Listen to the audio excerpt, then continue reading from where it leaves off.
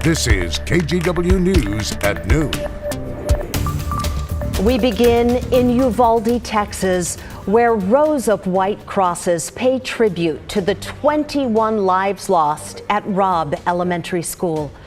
The massacre happened at the hands of a teenage gunman on Tuesday. This noon, we are hearing from a 9-year-old student who survived. Henry Ramos from our sister station in San Antonio spoke with the 4th grader.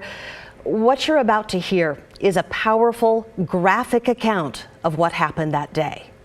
He shot our next person's door, and then we have a door in the middle, and he opened it, and then he came in and he crouched a little bit and he said it's time to die. When he shot, it was very loud and it hurt my ear. When I saw the bullets on the floor, it was real. Recounting the nightmare, this 4th grader, a survivor of the mass shooting inside Robb Elementary.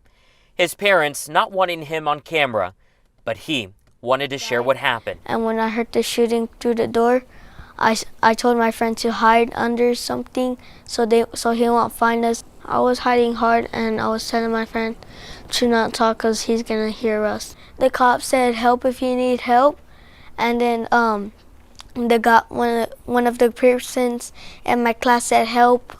The guy overheard, and he came in and shot her.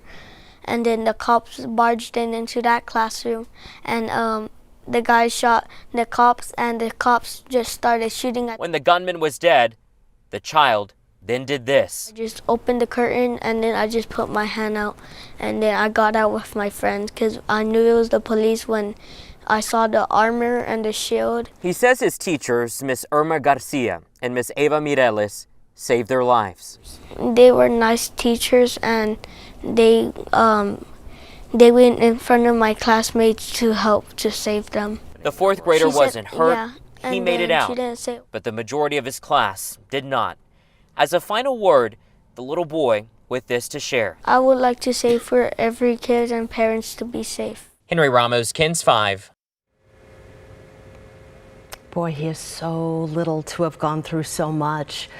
I do want to show you again the memorial outside that elementary school. The white crosses I mentioned a moment ago, they have students' names, and they're placed there on the lawn along with flowers and notes and candles and other items.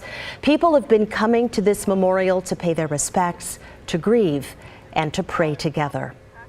Students here in the Portland metro area turned that tragedy in Texas into a call for change.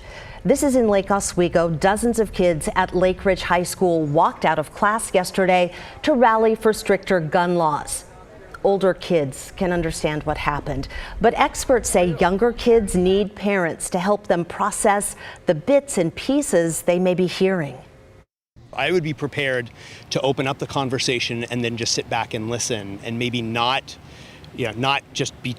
wait to talk, but really sit back and listen so that you can understand their perspectives, their questions, their concerns, their fears.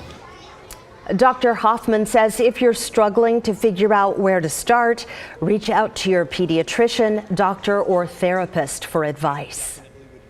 Well, as investigators in Texas release more information, we will certainly update you on air and online.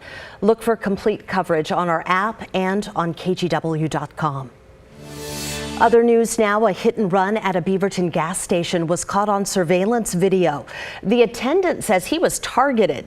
When you see this, it's crazy. Amazingly, that man is doing okay. And he talked to KGW's Catherine Cook. Miraculously, the victim only suffered a broken finger and bruises. They say before the assault, the suspect had been on property loitering and asking people for money. I mean, I got a couple bumps and bruises, my finger got messed up, but... Now that you see Ryan Darby is mostly okay, here's what happened to him Sunday night. That's Ryan in the red. He works at the Shell station on Southwest Olson Road in Beaverton. The driver of this early 90s Cadillac hits Ryan head on and drives off. And it's not as bad as it could have been, because if I wouldn't have jumped, it would have been way worse. Like, I wouldn't be sitting here right now. Here's a picture of the driver. Police say he's in his 40s or 50s, around 5'10", with a thin build. Ryan says he asked the man to leave since he appeared to be high and was bothering customers. That's all I did, because he's asking customers for money. Go tweak somewhere else. And he didn't like that. no one should have this happen to them. Beaverton police officer Matt Henderson says if caught, the driver could be charged with felony assault. My hope is that our community can identify this suspect and that we can bring some justice to the victim in this case. Here's a closer look at the suspect's car. Again, it's a white, early 90s four-door Cadillac. There's duct tape on the back passenger side window and chipped paint on the back right side. This is one of those cars that's going to stand out to people. Ryan hopes so, for the community's sake. He's gonna do it to someone else for sure. In Beaverton, Catherine Cook, KGW News. Now to some of the other local headlines. Police say they arrested a man for placing Nazi propaganda outside a Portland nonprofit. 35-year-old Jarl Rockhill is accused of placing a racist sticker on the fence outside the Immigrant and Refugee Community Organization on Northeast Gleason. During their investigation, police also uncovered several guns and neo-Nazi memorabilia. Authorities say the weapons were not connected to the alleged bias crime, but they have been seized. For the second time in a week, Gresham police are investigating a deadly shooting near 190th and Southeast Yamhill. A man's body was found yesterday in the parking lot at the East Park Place Apartments. Not far from there, on May 18th, another man was found shot to death. Anyone with information should contact Gresham police.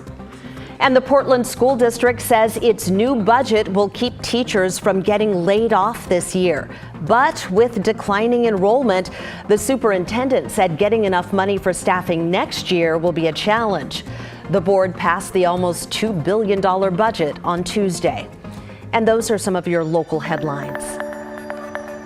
Right now, we want to step outside, take a live look at our Astoria sky cam. Oh boy, showers there on the coast.